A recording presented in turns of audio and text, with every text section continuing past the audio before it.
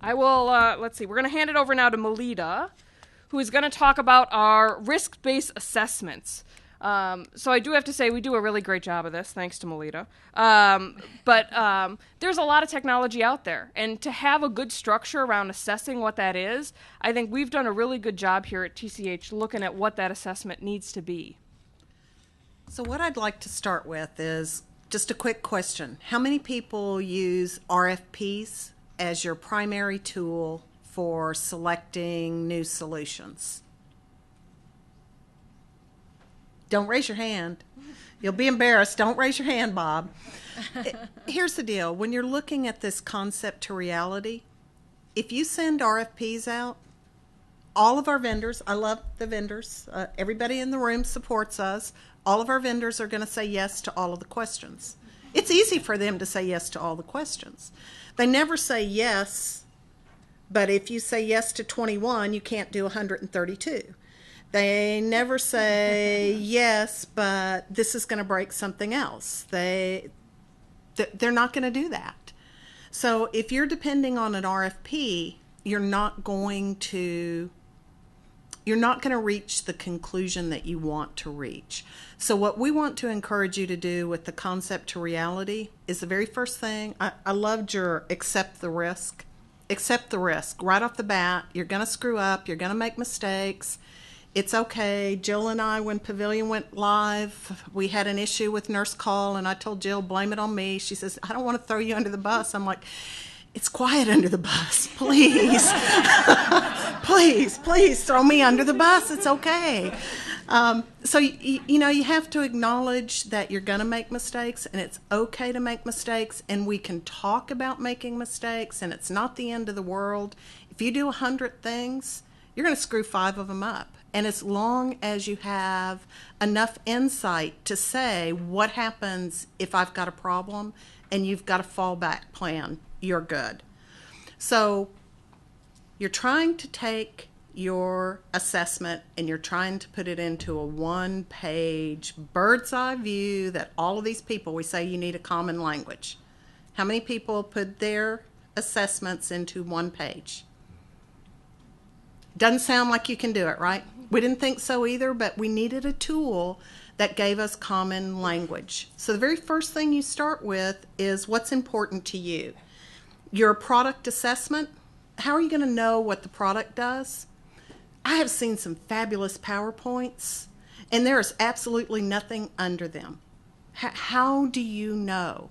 Tim talked about making sure that you understand your requirements and your workflows. We take it a step forward, or a step further, and you can ask some of the guys in the room that have gone through the assessment process. We're downright mean. When we were looking at nurse call, when we were looking at our endpoint devices, we didn't let them come in with their demos, because anybody can make their demos look good. Look how pretty everything looks around the room. We said we want this unit set up with 24 beds. We want 60 staff members. We were very, very specific. We had vendors who said, we can't demo that. And we said, well, we don't want to see you, because that was our world. So we kind of flipped it on its head and said, don't come in and give us your marketing demo. Come in and demo what it looks like in our world. And we're going to tell you what that world looks like. So that's a big key when you're looking at products and assessing products. Don't forget to try to establish that reality. What does it look like in your world? We also learned a ton. Every time we went through one of those vendor demos, we looked at each other and said, I wish I'd thought about that. And we learned and we built on that, and we used that as we went throughout the life cycle. With your vendors, same thing. If you've got a vendor that has changed hands every year for the last 3 years, you're accepting a risk. If you have a vendor that is brand new, disruptive, new technology, new to the market, you're accepting a different kind of risk, because they're either going to grow and be successful, or potentially if they're successful, they're going to sell. So you're going to be dealing with somebody else down the road. You need to think those things through. Your internal resources. you really have to think about what you can do internally. Don't buy something that you can't support. This morning we were in this fabulous conference room and we have video equipment in here. None of us can figure out how to use it. It worked on day one when it was installed, but we don't know all of the ins and outs. So make sure if you're going to bring something in, you've got a good mechanism for supporting it.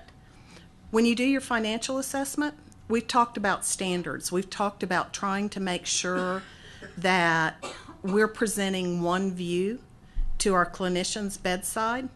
If you're buying 53 different products, somebody has to learn how to use those 53 different products. So there's complexity at the bedside, there's increased cost. If you pick solid products and solutions and build vendor partnerships, it allows you to begin the process of leveraging existing platforms. In West Tower, which is our pediatric hospital, Jill, you talked about nurse call integration. We actually kept our standard life safety nurse call in the walls, and we gutted the IS side. We brought in a new server background, we brought in new assignments, and we were able to extend the life of those products. We built the pavilion on those same product families. So we continued to leverage. We asked for enterprise licensing. So think about it. If you're buying niche products, you're buying premium price. If you're looking at enterprise solutions, you can work with your vendors and make sure that it makes sense to you. And finally, your risk assessment. The risk assessment is from all sides. You know, what does it look like to the end user? What does it look like to support? Will you know if it's working or not working? You really have to think those things through. Can you back up a slide for me, Julie? I know y'all can't really read this, but this is the one page. So we talk about forest and trees. When you're doing RFPs and RFIs and reference checks, you're not in the forest, you're not in the trees, you're down at the pebble level, you're looking at the grass. The goal is, before you start an assessment, you make sure you understand what tools are you going to use to evaluate. So if you look at this, and I know it's hard to read, the first column is the criteria. What are you going to use? The next column is, what does the technology look like? The next column is, what does it look like from the operational and functional side? And what does the governance look like? You know, there's no sense getting everybody together to have a party if you're not going to be able to pay for it at the end, or you don't have the organizational support to make it happen. The rows across the spreadsheet actually detail what you are trying to accomplish. And we actually take it down to, what's the purpose of this event? Who should be in the room? We highlight the key points that are necessary. Now, this one page will generate 50 pages of spreadsheets down at the detail level. But this is the high level we use when we talk about a common nomenclature that allows us to talk to everybody and get everybody literally on the same page. If you flip to the next slide for me, Julie, you'll see we do this for more than one project. So you see there's 3 projects there. You'll see that there's 3 projects there that we've used that same technique. Gives you an idea of some of the ways that you can roadmap as you move forward. Moving on to the deployment strategy. One of your big decisions is going to be around, how are you going to deploy this technology? Are you going to go big bang? When you're standing up a building, there's not a bigger bang than standing up a building. You don't have a lot of choice around that. Juggling the Epic Go Live, the same time we were juggling standing up new buildings, that's an even bigger bang. But once again, you need to look and assess your risk as you move forward. If you have an option, you're not standing up a new building, but you're thinking about, do we go big bang or do we do smaller phase deployments?